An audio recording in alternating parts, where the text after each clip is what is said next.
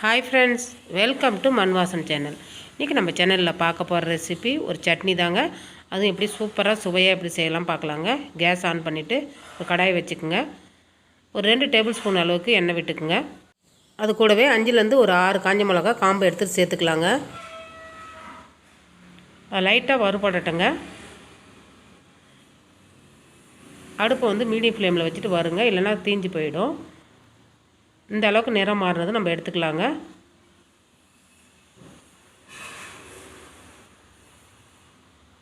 அது கூடவே ஒரு டேபிள் ஸ்பூன் அளவுக்கு கடலைப்பருப்பு, அதுவும் பொன்னிறமாக ஆகிற வரைக்கும் நம்ம வறுத்து எடுத்துக்கலாம். இப்போ கடலைப்பருப்பு எடுத்துடலாம்.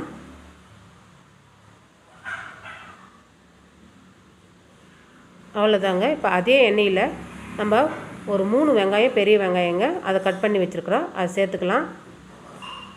ஒரு 150 கிராம் வெங்காயங்க, கிராம் கணக்கில் பார்க்கும்போது ஒரு 150 கிராம் வெங்காயம்.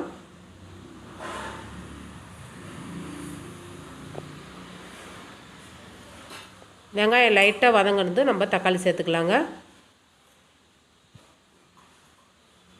தக்காளி பார்த்திங்கன்னா ஒரு 300 கிராம் தக்காளிங்க, பாதிக்கு பாதி சேர்க்கணும். தக்காளி 300 கிராம் சேர்த்திங்கன்னா வெங்காயம் 150 கிராம் சேர்த்துக்கணுங்க. அதையும் நல்லா பொடியாக கட் பண்ணி சேர்த்துக்கலாம். தக்காளி வெங்காயம் ஒரு அரை பாகம் நல்லா வதங்கட்டங்க. அது கூடவே கொஞ்சமாக ஒரு துண்டு இஞ்சி சேர்த்துக்கலாம். ஒரு 2 பல்லு பூண்டுங்க, அதையும் சேர்த்துக்கலாம், தோலோடையும் சேர்த்துக்கலாங்க. பூண்டு வந்து ஆப்ஷனல் தாங்க, பூண்டு வேணும்னா நீங்கள் சேர்த்துக்கலாம், இல்லைனா ஸ்கிப் பண்ணிக்கலாம். மல்லித்தழை கொஞ்சமாக கட் பண்ணி சேர்த்துக்கலாங்க. மல்லித்தழை கொஞ்சம் கூடுதலாகவே சேருங்க. அதையும் சேர்த்து நல்லா வதக்கி விட்டுக்கலாங்க. இப்போ இதுக்கு தேவையான உப்பு சேர்த்துக்கலாம்.